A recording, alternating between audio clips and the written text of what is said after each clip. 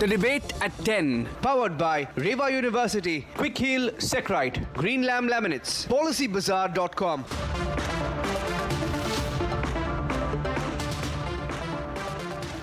Good evening and welcome back, friends. As the nation soaks in a lot of spirituality as a build-up to the Ram Temple Pran Pratishtha, we have to also keep an eye for you on what's happening in our geographic neighborhood and beyond in the rest of the world. This evening, I bring to you two sharp debates. First was in Pakistan, and the second on whether we are inching closer towards a possible world conflagration, or, if you will, a World War III. Beginning with Pakistan first. It's almost like a habit now for our Western neighbor to get spanked and thrashed by all its neighbors. India did its surgical strikes, the Uri and Balakot strikes. The Kabul regime have a proxy in Tehreek-e-Taliban Pakistan, which can pin down the Pakistani state at their will. And yesterday, we had Iran sending in missiles targeting what it called the terror network of Sunni militant organization Jaish-e-Adl. Clearly, a Pak deep state proxy. The message is that everyone is getting fed up with this pesky, unruly, irresponsible neighbor. And it's almost like Pakistan has become a nuisance in chief for the world. We'll discuss that. Let's look at this package and come back with a panel of guests. Pakistan punished once again for being a terror haven.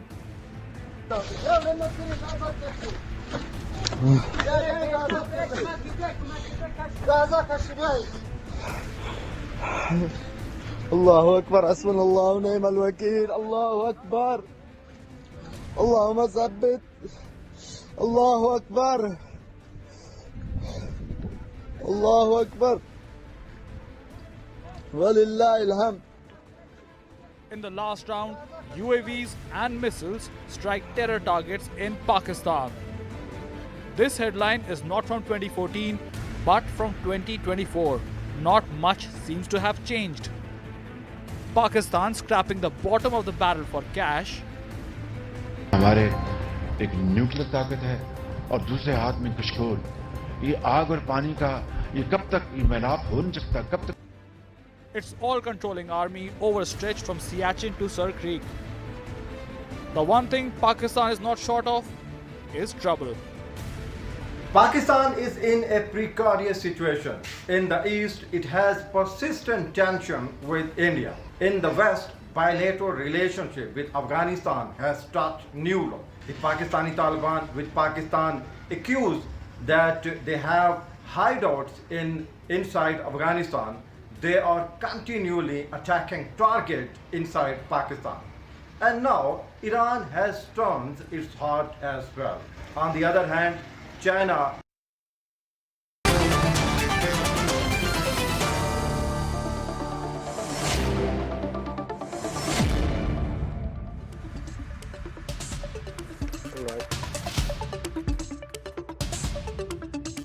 All right, joining me are in-house strategic affairs expert consulting editor Major Gaurav Arya. He's joining us live from Delhi. From Pakistan, Dr. Syed Elahi, political analyst, live from Islamabad. And we also have senior journalist Javed Khan, live from Islamabad, joining us via Zoom.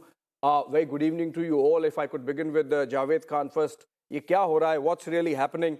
Abhi to Iran also does this spanking, hits Pakistan, carries out surgical strike. Something you can't even deny now, Javed Khan Saab.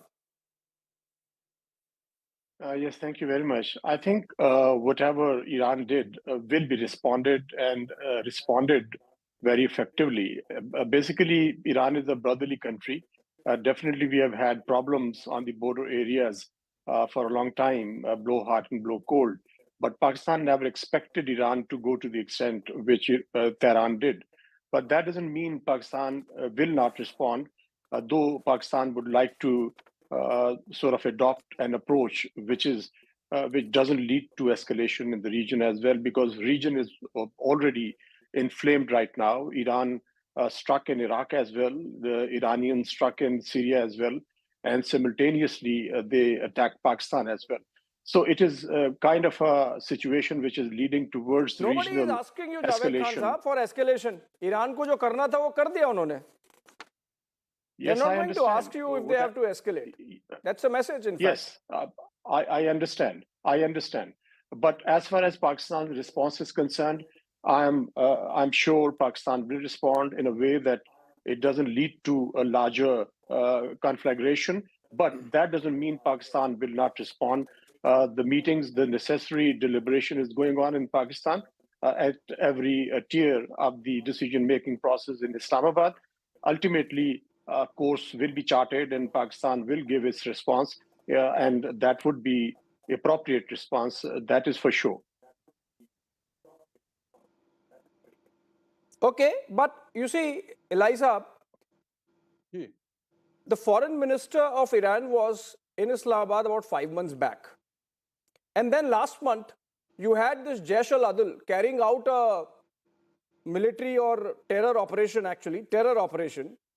inside Iran, killing about 11 Iranian security personnel. So obviously, like on your Eastern Front, you have organizations which are not under your control now on your Western Front also.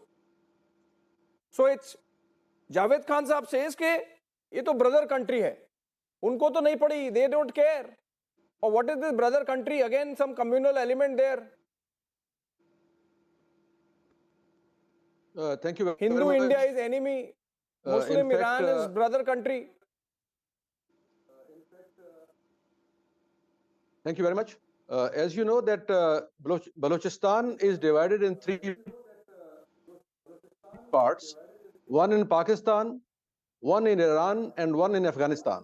And there are many splinter groups who are fighting against their relevant governments. So as you know, Iran has been declared a terrorist state by the world community, and UN has imposed sanctions due to terrorism and state-sponsored terrorism by Iranian government. They are supporting Hezbollah, Hamas, Palestinian Islamic Jihad, IRM, and different other organizations. So Iran is one of those 3 countries who are involved in state-sponsored terrorism. Unfortunately, Iran is Pakistan's neighbor, and Pakistan has always shown patience and good relations. But now when Iranians, they get confused by their attacks from their own terrorists based in Balochistan area, while from Afghanistan, Pakistan, or Iran. And that's why they are really worried. They have attacked Pakistani land area, which will be retaliated. And you know, these things happen in common borders between Pakistan and Afghanistan, because the border area is so wide and different tribes are living across the borders.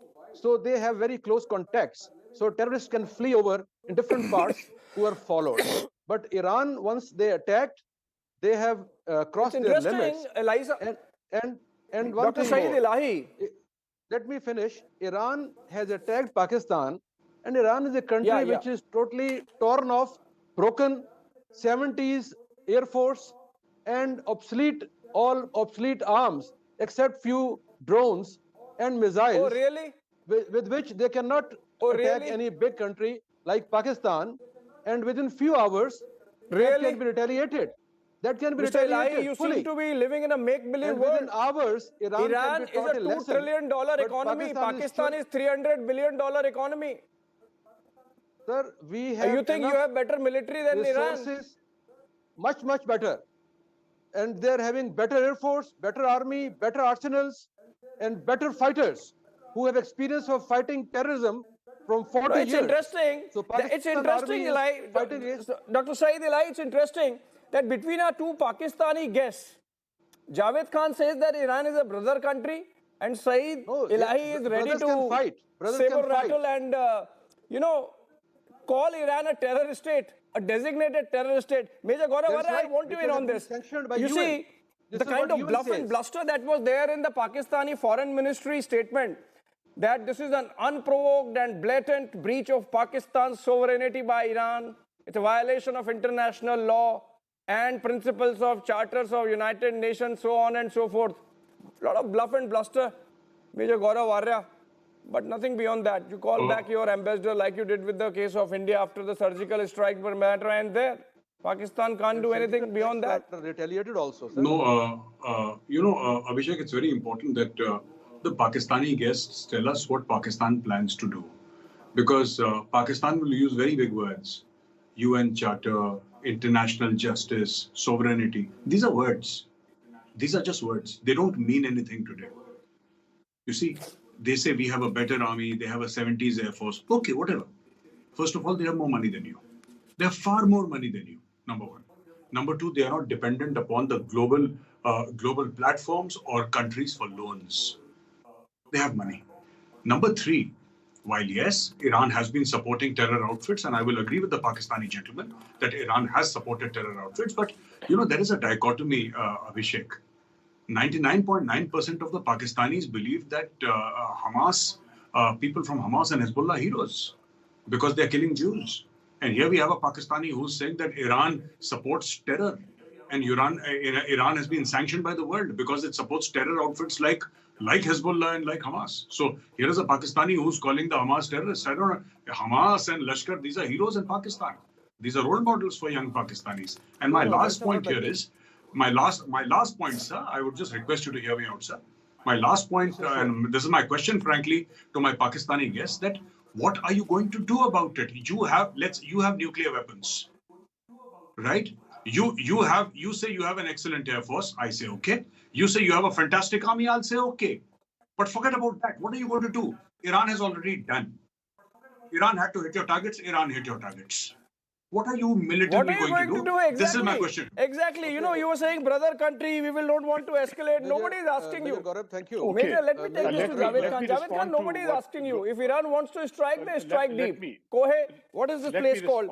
Kohe subs area of Balochistan is right inside Pakistan, and the Iranians have hit it. Gaurav Arya said. Let me respond to what Gaurav Arya said. Gaurav Arya, we have got two options to go for. Very clearly, this is what I'm telling you. One is to go for the retaliatory military strikes. Another is to put pressure, diplomatic pressure on Tehran and force Tehran to apologize what they did as far as the strike is concerned. If Tehran does apologize and diplomatically they tell Pakistan that it was a mistake they made, or rather it was a rogue Islamic Republican Revolutionary Guards who carried out this strike against Pakistan, most likely it wasn't sanctioned by the state of Iran or at the top level of the civilian leadership. Second option, if they don't comply, what is required from them to apologize to Pakistan for the unwarranted and the kind of attack they launched against Pakistan. Apologize? Which is if they apologize, you would be okay? Second option. If Iran says, "Oh, so sorry, we hit you with a missile," are you going to be okay? I think that would be a better option for Pakistan, because at the moment Pakistan wouldn't like to get into any larger conflict, which is dragging every country in the region as far as Middle Eastern conflict is concerned.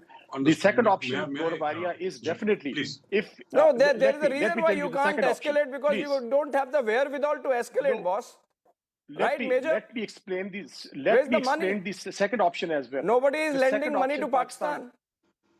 Okay, let me tell you the second option which Gaurav Arya was asking me. Second option is Pakistan will retaliate without any iota of doubt.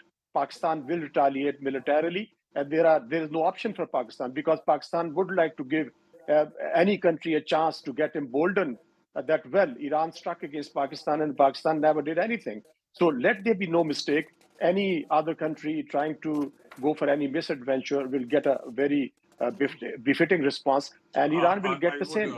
I would like to say something, Abhishek, with your permission. I would like to make a point here. Yeah, Major, please get in. Because if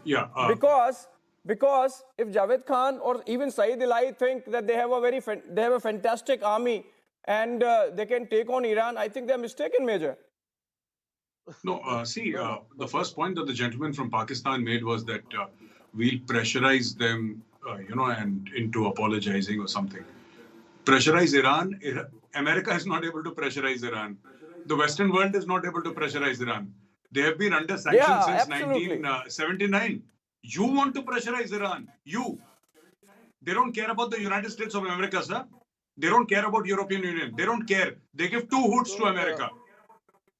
They have shot off missiles at American bases. And you're saying Pakistan will diplomatically pressurize. Give me a break, sir.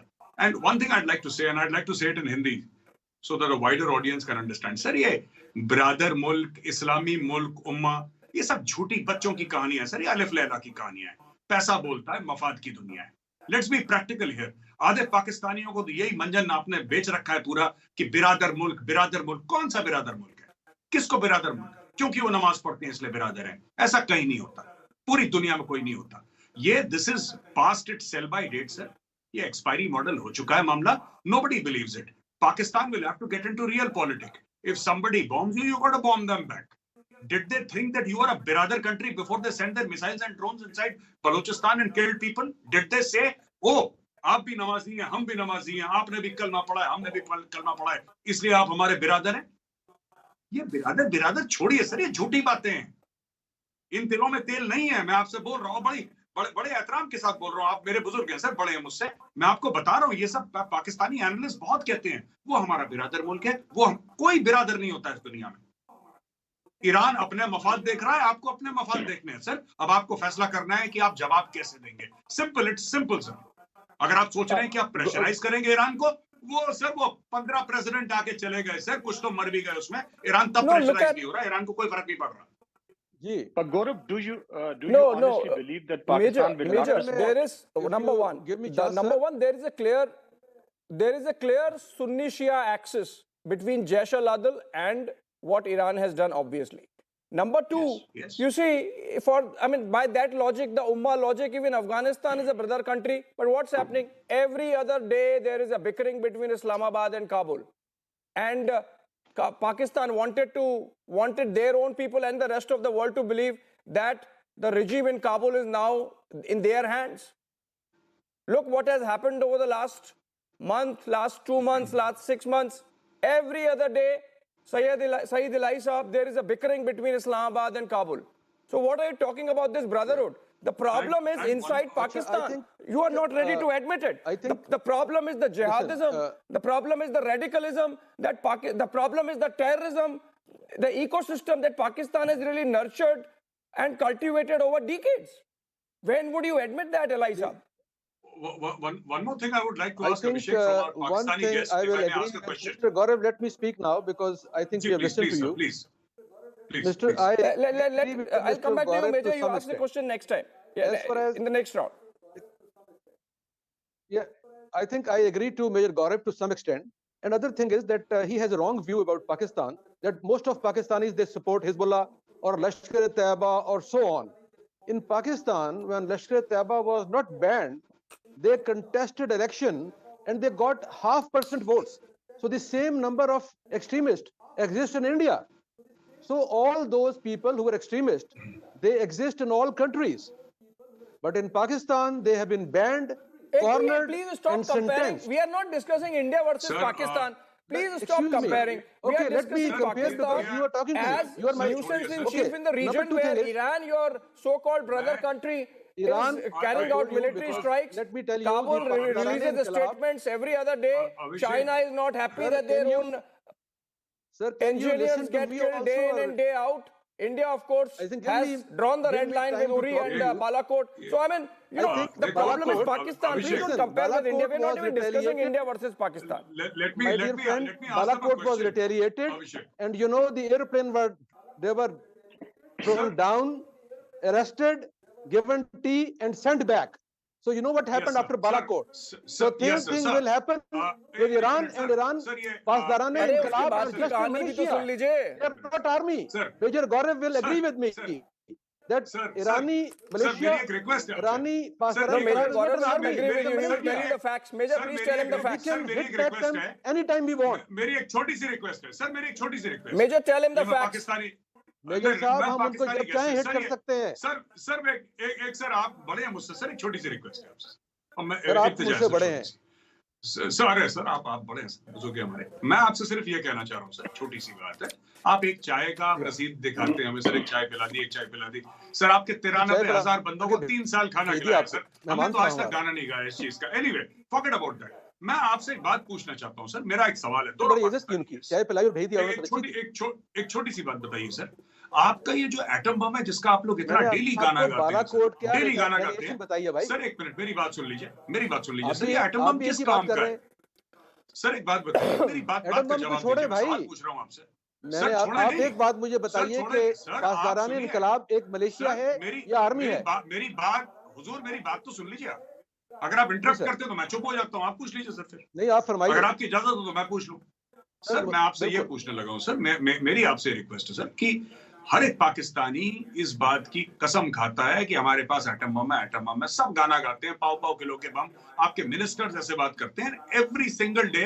Some Pakistani, even yesterday when they attacked, Iran ने attack करा, half of your TV anchors, before they were told to keep quiet by the state, by the deep state, the establishment, every TV anchor, every guy was saying in Pakistan, YouTuber, हमारे पास atom bomb है। ये atom bomb किस काम का है sir?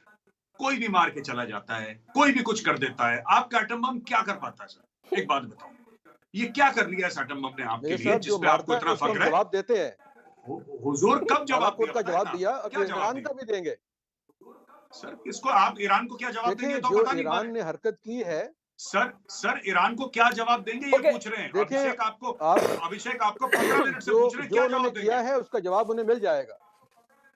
क्या जो उन्होंने किया उसका जवाब मिल जाएगा उनको, और अच्छा मिल जाएगा। हुजूर क्या जवाब देंगे यही तो पूछ रहे हैं। यहाँ भी टेररिस्ट कैंप मौजूद हैं, ईरानी सीस्तान में टेररिस्ट कैंप्स मौजूद हैं उनके साथ, जो पाकिस्तान में ऑपरेट करते हैं। तो Pakistan can hit those basis in Iran.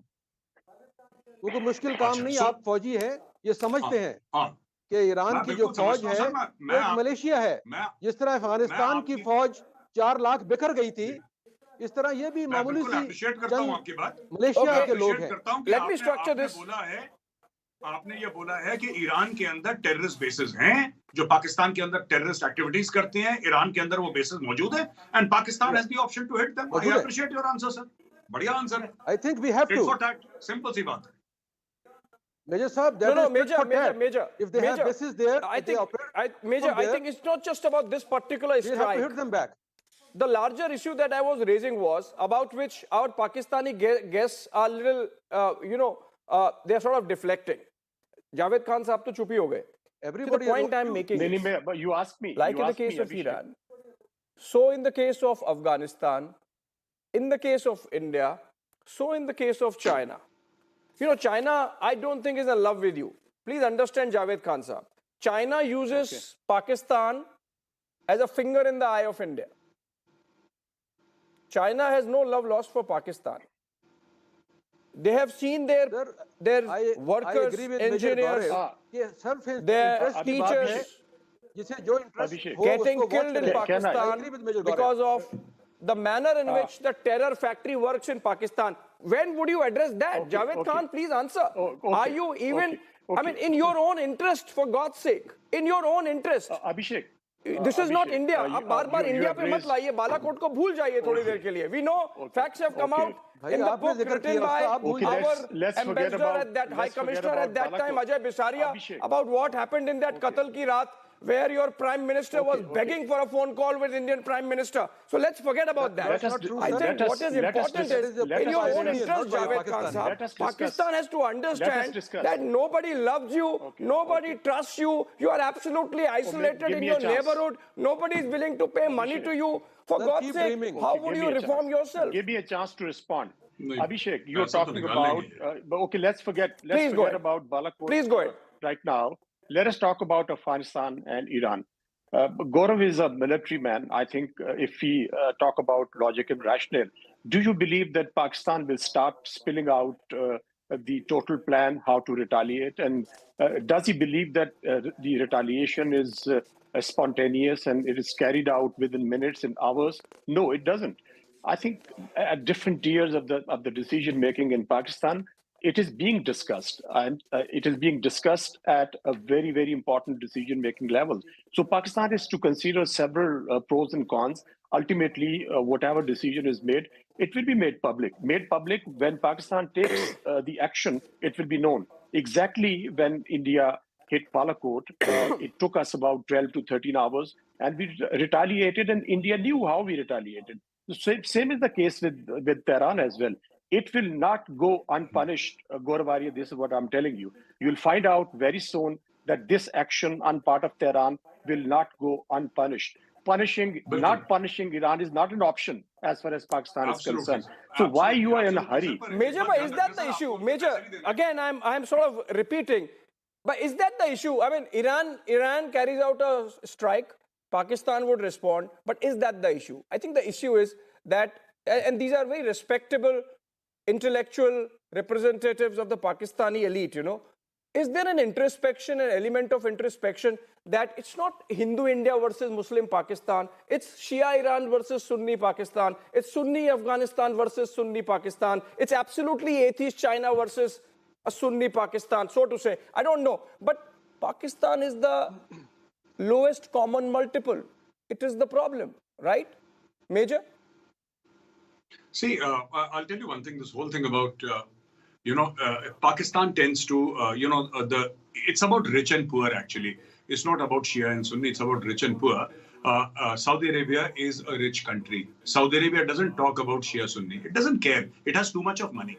ये गरीब लोग बात करते हैं शिया सुन्नी के बारे में कि वो शिया है वो सुन्नी है अमीरों के चक्कर नहीं अमीरों के चोचले पाउंड यूरो डॉलर हैं उनके चक्कर अलग हैं अमीरों के ये गरीब मुल्क बात करते हैं आप कभी यूएई कभी बात नहीं करता बहरीन कभी बात नहीं करेगा rich Muslim countries will never talk about it. It is the poor Muslim countries who will talk about these divides because they derive their identity from these divisions in the religion. That is number one. Number two, I want to say that, you see, this whole thing, China has spoken to both Pakistan and Iran. And China has told both Pakistan and Iran to pipe down. China has said, please calm down, relax, stop this nonsense.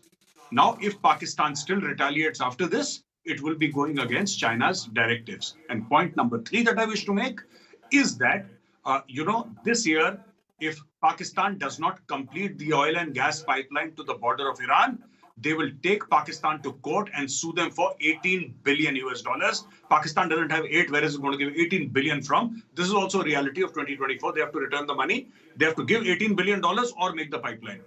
This is what Iran has officially communicated to Pakistan. Abhishek. My dear, Iran is sanctioned from UN. They can't go to ICJ. Pakistan hasn't forgotten that I agree with few things you said, network was but busted. I will just okay, I have a breaking news development, in fact. Okay, Mr. Alahi, quickly, because I have a breaking news development to add. Let me add that and then you respond. India has released a statement on the Iranian strikes on Pakistan, where India has said that this is a matter between Iran and Pakistan. Insofar as India is concerned, we have an uncompromising position of zero tolerance towards terrorism. We understand actions that countries take in self-defense. So in a way, supporting Iran. But go ahead, Mr. Alahi. Okay, so I think Iran, which is basically criticized and sanctioned by whole world, I'm astonished India is supporting Iran. So anyhow, but Major Gaurav, when he talked about poor and rich, in Saudi Arabia, UAE, Bahrain, Qatar, and all those Gulf countries, 99% people, rich or poor, they are not pro-Iran. And they don't like Iran's ventures or adventures in Saudi Arabian or Gulf areas. So that is not true. It is a matter of rich and poor. No, so sir. it is a old enmity between Arab or Ajam. That is, means Arabs and non-Arabs. So that was centuries old. But still the hatred exists. And Saudi and UAE, they still, when you go there, meet people, they are government officials, even the topmost people, I think, from inside sorry, but they don't like Iran. Dr. Saeed Elahi, Dr. Saeed Elahi, let's not get into too much of history. The fact of the matter is, Major, that we hope, fervently hope, that Pakistan develops a set of elite who introspect and realize that it's not one militia here, one terror group there, which is a problem. It is a culture which over the last 4 or 5 decades post General Ziaul Haq, if I could say, has nurtured and cultivated an ecosystem which incentivizes this kind of absolute irresponsible military jihadism, irrespective of who's the target. On the east, it's India. To the north, west, it's Afghanistan. To the southwest is Iran.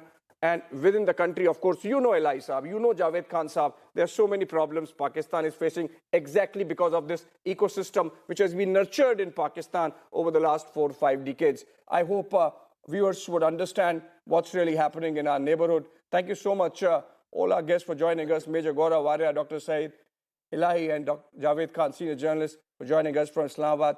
And we slip into a short 30 seconds Securite break, and I'm back with another engaging conversation on the other side on the possibility of World War III.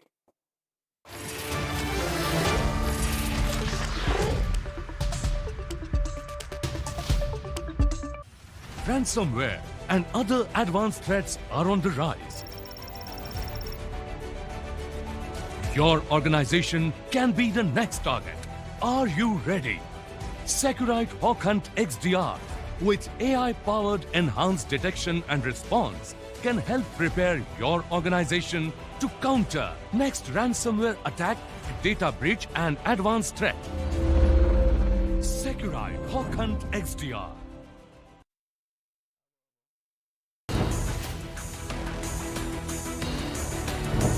Are we one misfire away from World War III?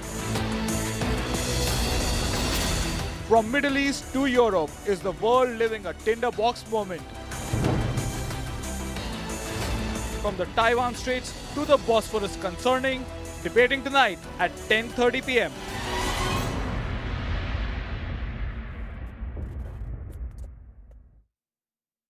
Welcome back, friends. In the last 48 hours, we have seen military strikes that could have provided a trigger for a larger conflagration. Iran hit targets in northern Iraq that landed missiles close to the American consulate in Erbil. President Putin of Russia has drawn a fresh red line, saying no question of returning any Ukrainian territory captured in the last year and a half by Russia. China has another red flag moment with Taiwan, with the election results that came last week, throwing up a winner Beijing does not like.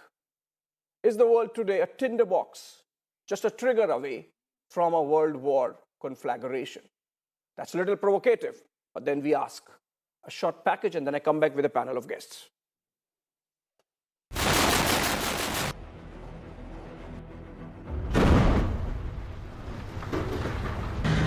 An aggressive China, Russia invading a European neighbor, Iran engaged in tanker war 2.0. World affairs today look as if all of Tom Clancy's novels have rolled into reality.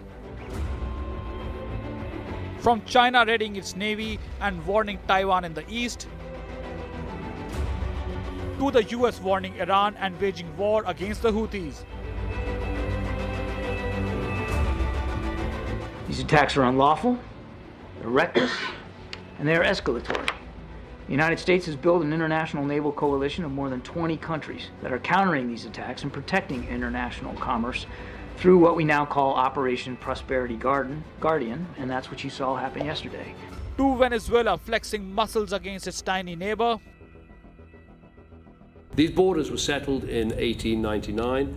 I see absolutely no case for unilateral action by Venezuela. It should cease, it is wrong. But I don't think I can remember a time when the need for international solidarity and action to tackle these threats has been more important for our own domestic security. I simply don't think there is, in any of our countries, a sort of put up the drawbridge and think you can insulate yourself from these problems. You can't. And the Israelis waging war in Gaza. Something Iran said would spark a war. The old Chinese proverb, may you live in interesting times, is one way to describe the current situation. With so many of the world's flashpoints active now, are we just one short step away from a global conflict? Let's debate.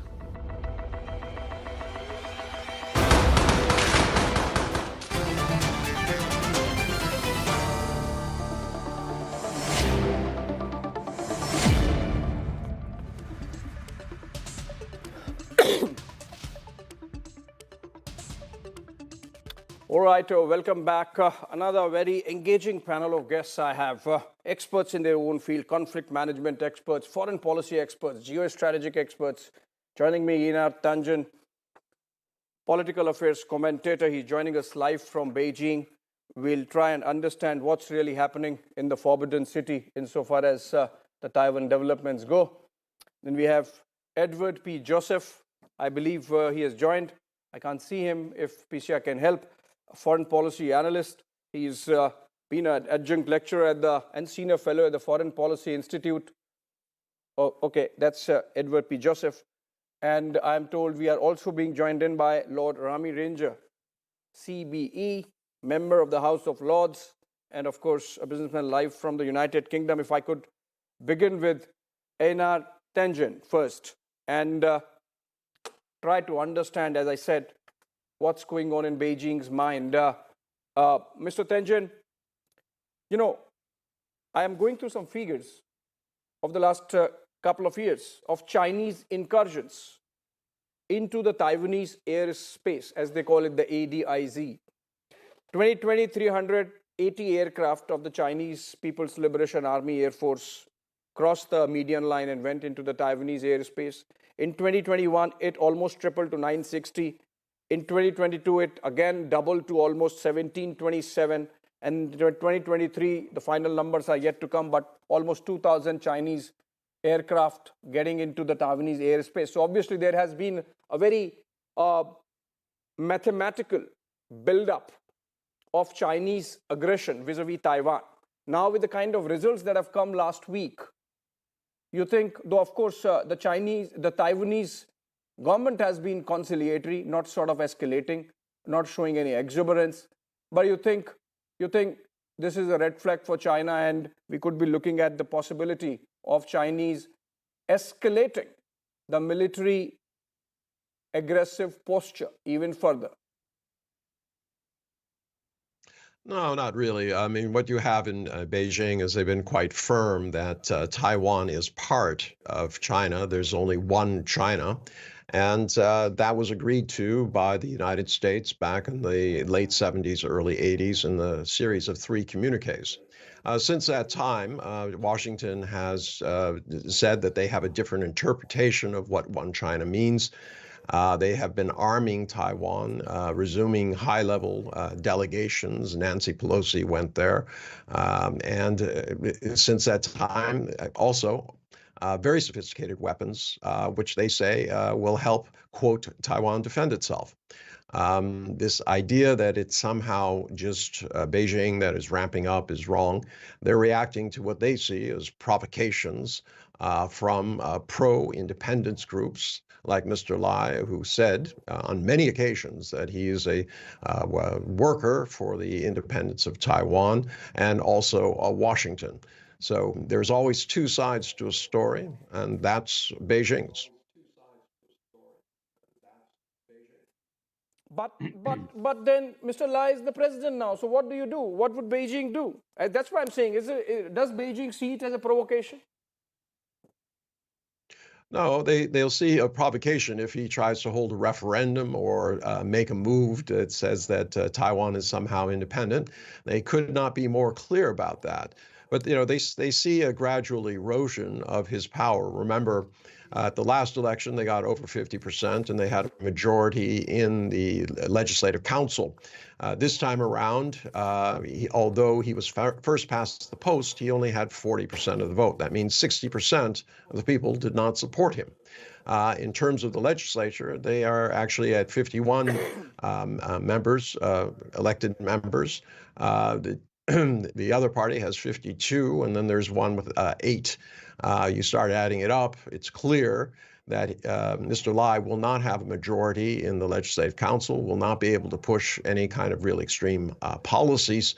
So we'll have to see. I mean, Mr. Lai has also understood the realities of the situation in terms of the Legislative Council and the ability to pass laws and promulgate his policies. So it's right now it's a compromise. As long as no one makes any sudden moves, it should be fine. Okay. But you know, keep in mind that if Beijing wants to exert pressure on Taiwan 40% of Taiwan's GDP is tied to the mainland. They can have ample opportunities to use economic carrots and sticks. If they had really wanted to cripple Taiwan's economy, they could have done it a long time ago. They do not. They see Taiwan as part of China. They want to see it succeed. But they do look forward to the day when it is reunified formally with the mainland.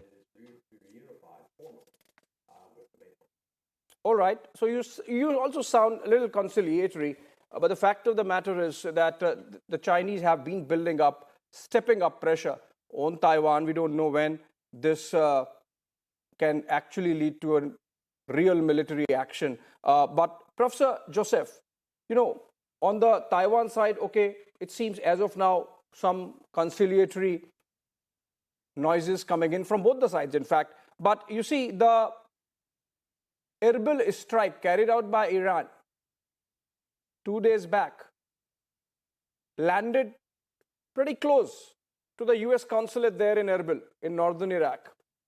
Now, if this close was closer than close and say landed nearer than it did to the US consulate, you think we are looking at a flashpoint in what's really happening in the Middle East, larger Middle East, over the last 1 week, 10 days, fortnight? Let me address that and first say it's good to be with you, the fellow guests, and of course your viewers. And just quickly on Taiwan, just to note that our dean at Johns Hopkins School of Advanced International Studies, James Steinberg, a former Deputy Secretary of State, along with former National Security Advisor Steve Hadley, just went to Taiwan in the immediate aftermath of those important elections, carrying a message of support for Taiwan democracy, but not, of course, encouraging any moves towards independence. So this was, again, the message from Washington, respect and congratulations for democracy, but not interested in any provocative moves from Taiwan, and that was very clear. With respect to Iran, of course, we have to be very clear here that Iran remains a menace, a source of great instability in the Middle East, and its actions, including, you're absolutely correct, this strike which violated the sovereignty of Iraq, which Iran claims it has close relations with. There in the north, in Kurdistan, it was very dangerous, and it killed Iraqi citizens, that is, these Kurdish civilians there who had nothing to do whatsoever, nor did any other country have anything to do with the terrorist strike in Kerman in Iran earlier this month. And we see it's very clear there should be no mystery here. Why Iran did this? They did this because they're exposed, because the real culprit who committed the terrorist act in Iran was the Islamic State. It was not Israel, as Iran falsely claimed. And we have the proof of that because Iran itself hit Islamic State targets within Syria. But it had to cover its move. It had to create a cover for its move against the Islamic State because Iran portrays itself as this leader of the so-called axis of resistance. So it had to do some strike that it claimed had some connection to Israel, which everyone knows was false. Yes, the situation is dangerous because Iran has its tentacles in the Middle East. Please. Even Iraq has denied that it had anything to do, the targets had anything to do with Israel. But you see, we have seen increasing belligerence by Iran over the last fortnight, targeting Syria, targeting the Kurdish areas north of Iraq, and in fact, yesterday targeting even some terror sanctuaries in Pakistan. In fact, the drones that hit an Indian merchant vessel right inside Indian economic zone, Indian exclusive economic zone about fortnight back, the ammunition had origins in Iran, and our foreign minister, external affairs minister has gone to Tehran and done some plain speaking about that.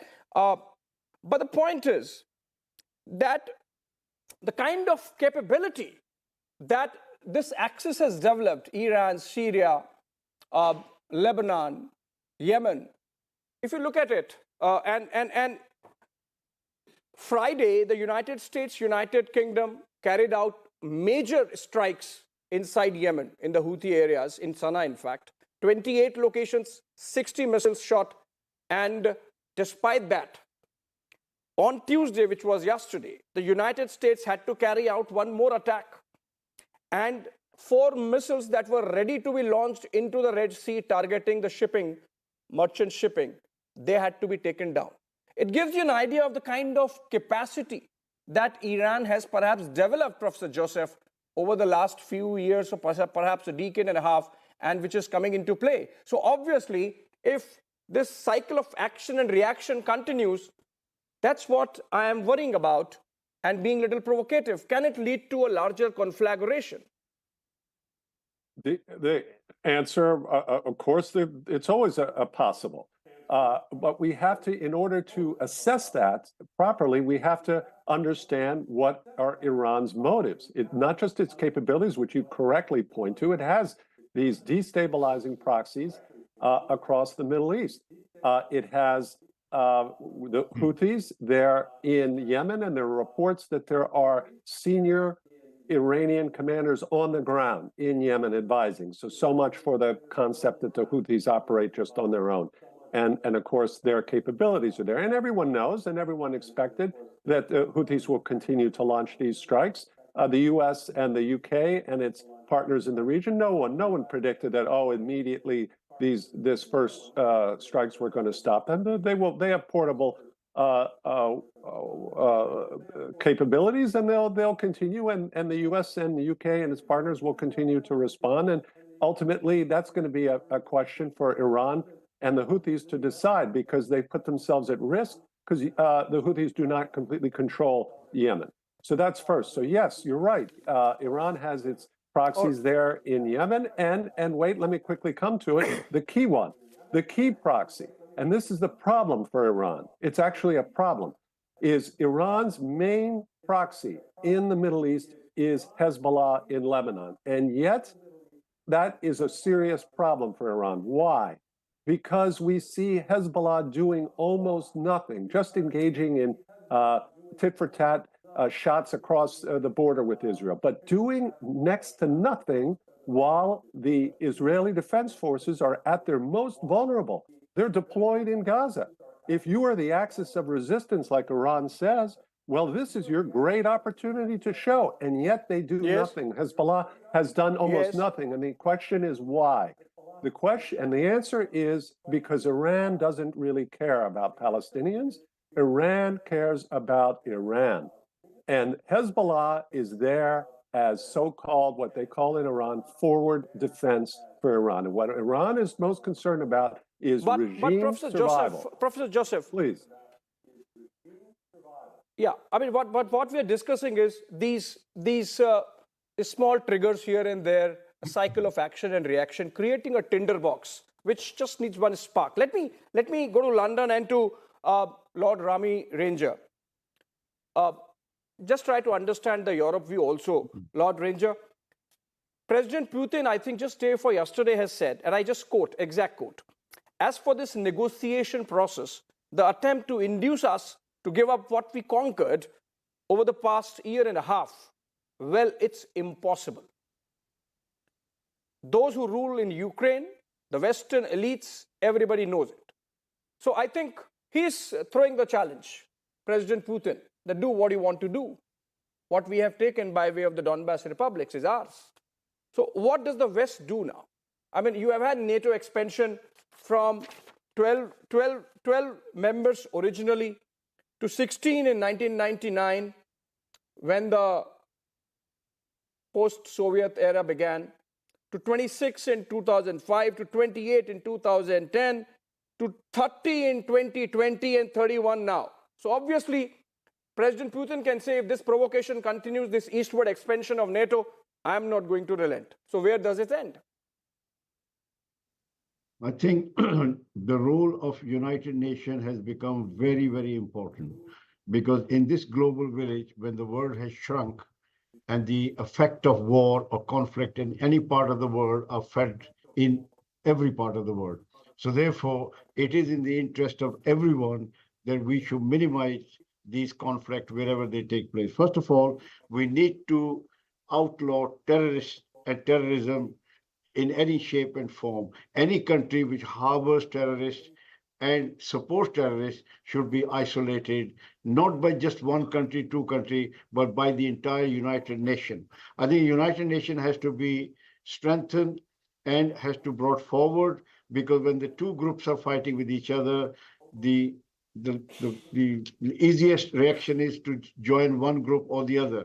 But that just escalate the problem, and then it does not solve the problem we really want to solve. Therefore, a United Nations supposed to be an independent peace broker. Is it little misplaced hope, Lord Ranger? Sorry to be interjecting, but is it really a misplaced hope that the United Nations would do anything? I think look at any theater, any geography, they have woefully failed. But you know, we have to give some teeth to United Nations because if United Nations decide with the majority members for something or the other, and that is will have a lot of gravitas rather than just two people deciding who are locked in dispute. So my appeal to people is that we have to change our approach to conflict. We have to diffuse those conflicts wherever they take place. We have to have a body which goes out to bring reconciliation, bring peace, rather than just adding fuel to fire. So there are no winner in war. There are people, real people are involved and near suffering. Look at the Ukraine war, how it has brought misery to poor people. Their food prices have gone through the roof, their fuel prices have gone through the roof, the cost of living. So therefore, what happens in one corner of the world has direct impact on the poor nations. So therefore, I think if there is a United Nations there, we have to empower, we have to give them new powers so they can really be robust sanction against the rogue state which flout international laws. And so therefore, my appeal is that we should have more bodies who go out, who travel to the troubled spots of the world and sit down with this leader and explain to them that they will have a lot more. Look at the state of Yemen now. People have no medicine, no water, no food. True. Please complete your sentence. Sorry. Yeah. So therefore, somebody a group of people, group of nations have to go and talk to the Houthis, talk to Iran, talk to that their methods will never succeed. They will never be able to achieve their objectives. All they will do is to increase the suffering of their people. And the history is littered with those leaders who made wrong judgment and brought catastrophe to their own people. Obviously, Lord Ranger, I think what you're suggesting is that the United Nations Security Council needs more teeth. Maybe it needs to be broad-based, includes in countries like India, Germany, Japan, Brazil, maybe, South Africa. And of course, the barest minimum is that we should be able to come to a common definition of what constitutes terrorism. I think that's the barest minimum, which challenges the intellect of the collective intellect of the humanity on the United Nations platform. I believe I have really run out of time. So I'll come to bring this conversation to an end. Thank you so much, everyone. Sorry, Mahatma Gandhi has given us the way forward, how to negotiate for freedom. There is no need to have violence. If your cause is strong, the people will rally and you will become a force where people will not be able to ignore. Obviously. So, I still wanted a little more element of China to come in because remember, a lot of Iranian military adventurism that we are seeing post October 7 is also happening post some meetings that the Iranian leadership has had with Beijing, with President Xi Jinping. So whether there is this element of China winking at what's happening in the Middle East, that's what I wanted to discuss. But unfortunately, I have really run out of time. So I would say thank you so much for all our guests for joining us. Einar, Tangent for joining us from Beijing. Yeah, please complete. I'll give you 30 seconds. Please complete. Einar, you were saying something. China has no interest in further world disorder. They need to bring in resources and export finished goods in order for their economy to work. So this idea that they're trying to spread bullets and bombs the way the United States is, or that they're somehow involved in something as horrible as Gaza, as the U.S. is absolutely ridiculous. Yes, terrorism should be punished, but I don't think the world is ready for a government that dictates what's going to happen in their country. Okay, China commits mass oppression of Uyghurs. China commits mass oppression of Uyghurs. I will leave it. And that's a fact. We'll have to discuss China sometime. We'll have to discuss China sometime. China is clearly the elephant in the room. So sorry I've run out of time. Thank you so much, Einar Tangent, joining us from Beijing, Professor Joseph joining us from Washington, D.C., and of course, Lord Rami Ranger for London. We had a fantastic conversation. It is a provocative thought whether we are close to World War III. Hopefully we are not, but then it's a tinderbox situation from Europe to Middle East to the Indo-Pacific, and hope better sense prevails. On that note, thank you so much, friends, for joining us. Short break. Live and Breaking continues on the other side.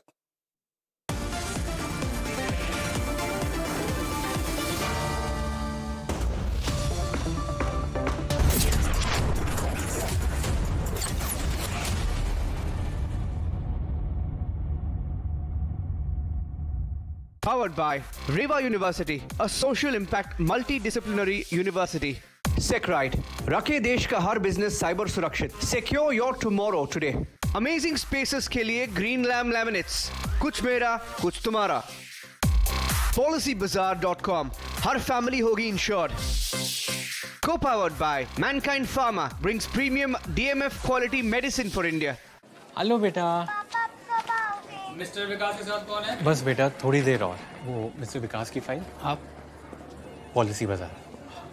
Ma'am, आपका health insurance claim approve हो गया है. अब आप sir को घर ले जा सकती हैं. क्लेम के टाइम पे हमेशा आपकी हेल्प को तैयार. पॉलिसी बाजार. 1 करोड़ का हेल्थ इंश्योरेंस सिर्फ 390 रुपए महीने से शुरू. QSMT achieved the world's foremost university rankings. Organizations have ranked Amity amongst the top 3% universities globally.